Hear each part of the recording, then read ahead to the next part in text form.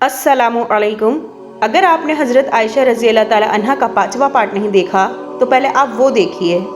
बिस्मिल्लाह। जो आम तरीका होता था कि औरतें जो मर्दों से अलग होती थीं वो अपनी एक डोली जैसी सवारी में बैठ जाया करती थीं और पर्दा डाल दिया करती थीं। फिर जो ऊँट के ड्राइवर होते थे वो उस डोली को ऊँट के पीठ में रख दिया करते थे, जो कि हज़रत आयशा बहुत हल्की थीं, किसी को भी उनकी गैर मौजूदगी का एहसास नहीं हुआ। जब वो खेमे में अपनी तलाशी के बाद वापस आई तो हज़रत आयशा ने पाया कि काफिला चला गया था।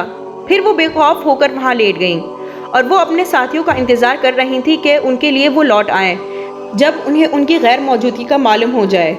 सफ़वान बिन मुअत्तल की जिम्मेदारी थी कि कारवान के जाने के बाद वो खेमे की तलाशी लें कि कहीं कोई चीज़ रह तो नहीं गई। सुबह के वक्त जब वो पहुँचे तो उन्होंने एक शख्स को जिल्बाब में लिपटा हुआ पाया। जब उन्होंने देखा कि एक वो खातून है तो वो ऊँट से उतरे और दूर चले गए ताकि हज़रत आयशा ऊँट पर बैठ सके।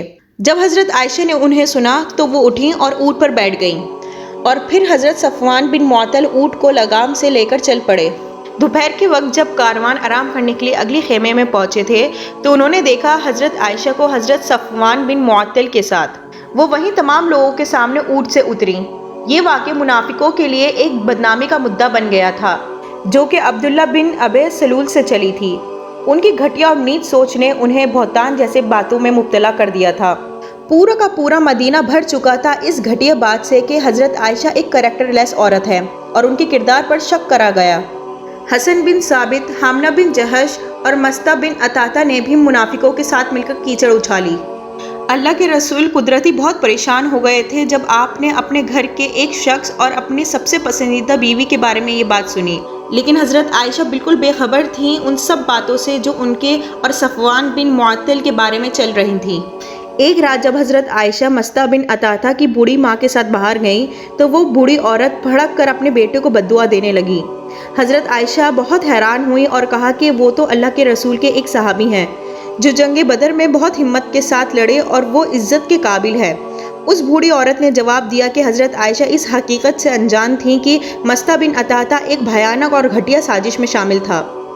तब उन्होंने खुलासा किया कि हज़रत आयशा की पीठ पीछे क्या चल रहा था। हज़रत आयशा को ये सुनकर बहुत बड़ा सदमा लगा और घर पहुंचने के बाद उन्होंने अल्लाह के रसूल से इजाज़त मांगी अपने वालिदैन के घर जाने के लिए। हज़रत आयशा के वालिदैन ने भी उस कहानी को तस्दीक किया जो हज़रत आयशा ने सुनी थी। उनका दिल टूट चुका था और वो बहुत रोने लगीं। उनकी हमदर्द और प्यार करने वाली माँ उन्हें तसल्ली देती मगर वो उन बहते आंसू पर काबू नहीं कर सकीं। हज़रत आयशा ने कहा कि वो आप सल्लल्लाहु अलैहि वसल्लम की पसंदीदा थी। लोगों को उनके मुकाम से जलन होती थी और उन्होंने जानबूझकर हज़रत आयशा के खिलाफ साजिश रची। हज़रत आयशा की माँ ने हज़रत आयशा को सब्र करने का मशवरा दिया और कहा सब ठीक हो जाएगा।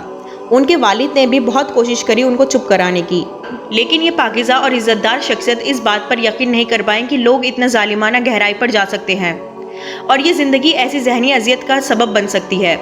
2 दिन और रात बाद लगातार रोने की वजह से वो बीमार पड़ गईं। तीसरे दिन उनके वालिदैन हज़रत आयशा के साथ बैठे और तसल्ली देने की कोशिश कर रहे थे। आज का पार्ट यहीं ख़त्म होता है। इंशाल्लाह अगले पार्ट के साथ हम थर्सडे को दोबारा हाजिर होंगे।